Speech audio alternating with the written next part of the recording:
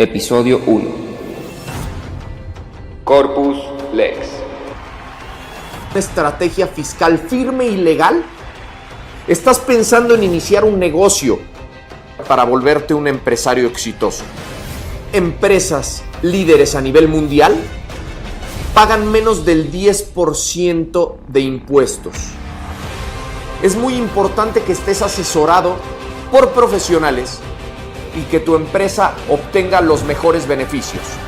No puedes permitir quedarte en la canasta de la misma rama de empresarios. Podcast Corpus Lex. Comenzamos.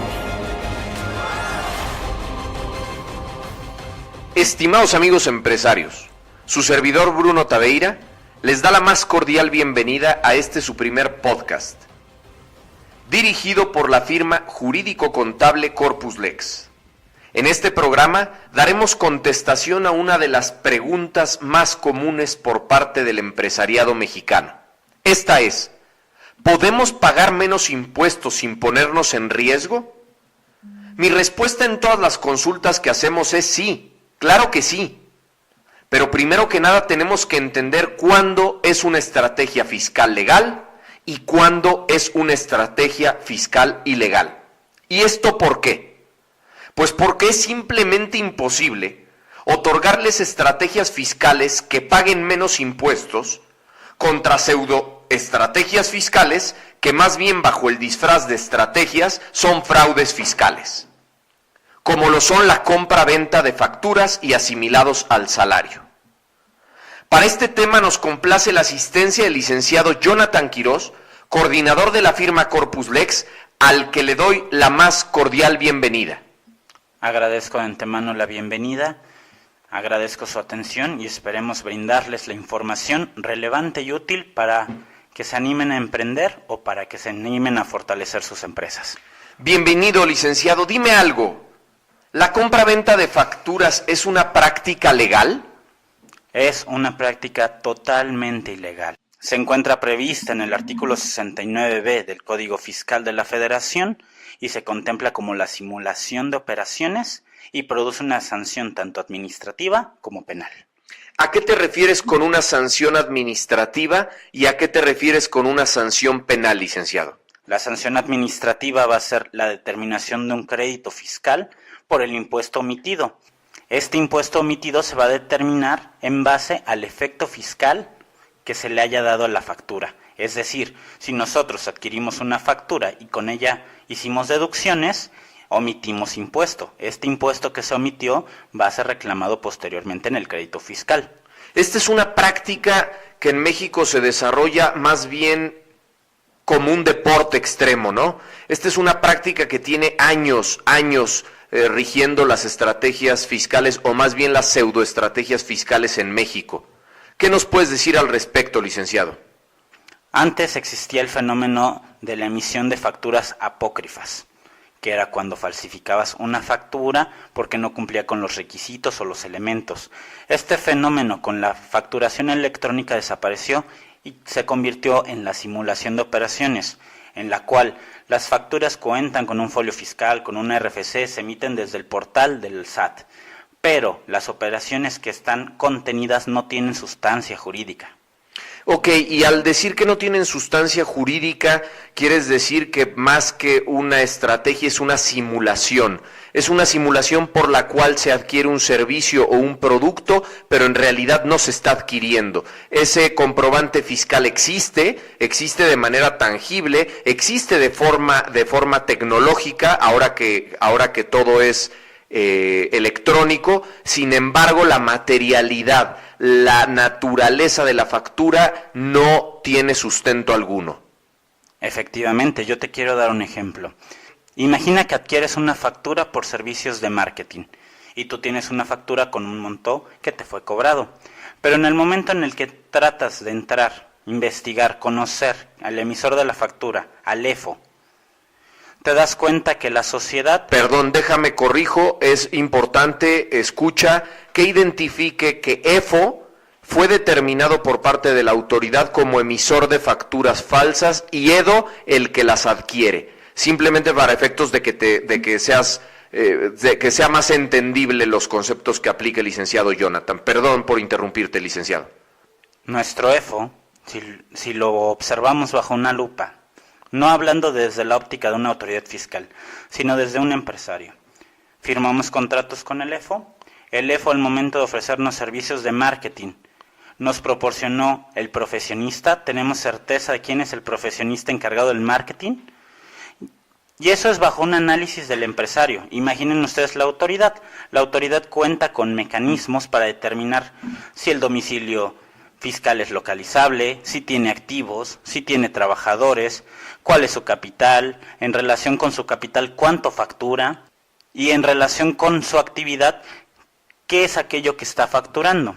Entonces, el fenómeno que ocurre con los EFOs es que se reducen al absurdo de emitir facturas por cualquier concepto con la finalidad de obtener un lucro indebido y proporcionarle la factura al EDO, que el EDO van a ser los que adquieren la factura para que puedan deducir.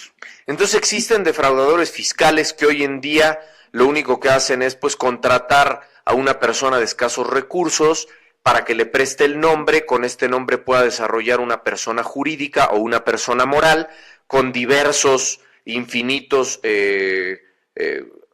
objetos sociales, y con estos objetos sociales pues no hacer más que facturar, realmente no desarrollar ninguna actividad empresarial. ¿Estamos de acuerdo? Sí, su actividad va a ser emitir facturas, no prestar servicios, no vender productos. Coincido contigo. Y entonces ahora la autoridad, toda vez que ya todo es electrónico, tiene una macroinformación en la cual se da cuenta de cuáles de esos contribuyentes pues tienen activos, tienen personal, tienen capacidad de poder desarrollar ciertas actividades económicas. ¿Estás de acuerdo?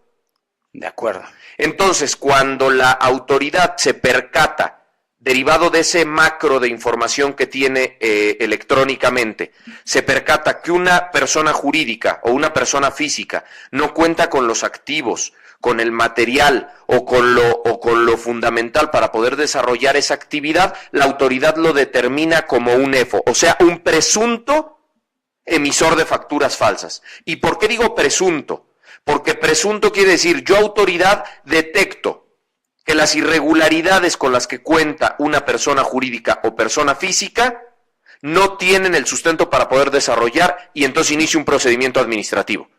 Efectivamente, procedimiento administrativo que una vez que ha vencido al EFO, va por el EDO y al EDO le va a declarar la nulidad de la operación y van a dejar sin efectos el efecto fiscal que se le dio. La deducción va a quedar sin efectos y, como habíamos mencionado, se va a determinar un impuesto omitido que se convierte en crédito fiscal y que a su vez puede desembocar en la sanción penal, que es un delito conocido como defraudación fiscal. Pero al final, ¿quién es el perjudicado?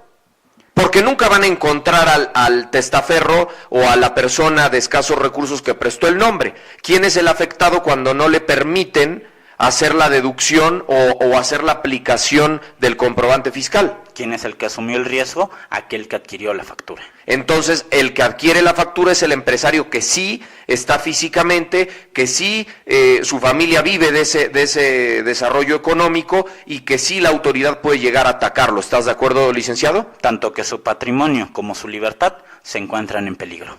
Entonces, podemos identificar de todo lo que estamos aquí charlando, que por supuesto que la compra de facturas, así como la de asimilado al salario, son una verdadera defraudación fiscal.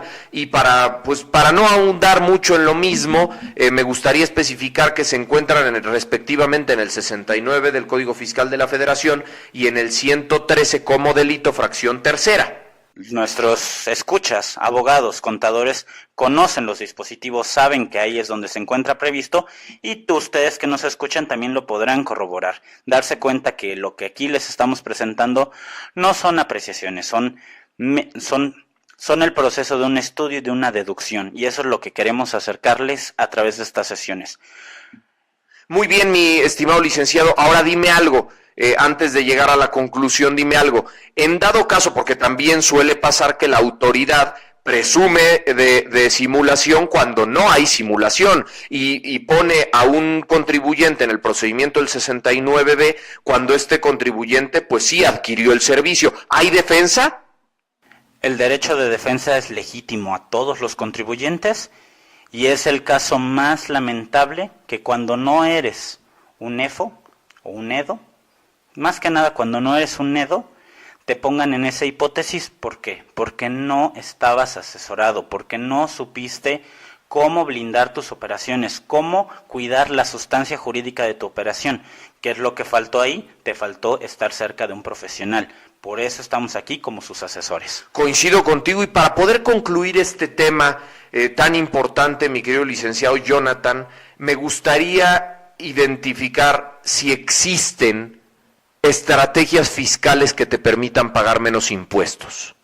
Existen estrategias fiscales. La OCDE reconoce a estos fenómenos como economías de opción.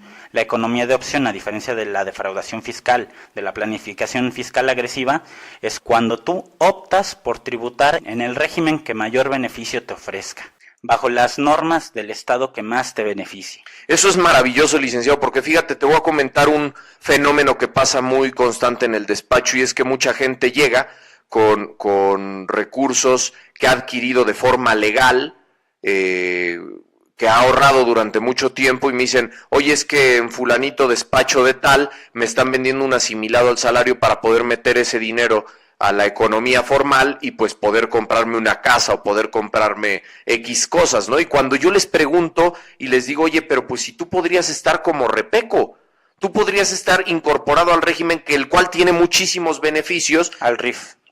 Es correcto, dije Repeco, ¿verdad? Tienes razón, disculpe, Repeco era antes del 2014. El abandonado y muy extrañado régimen de pequeños contribuyentes. Es cierto, es muy cierto, perdóname, más bien me refiero al RIF. El RIF es un sistema donde tiene muchísimas bondades fiscales. El primer año tienes el 100% de ahorro del ISR, o miento.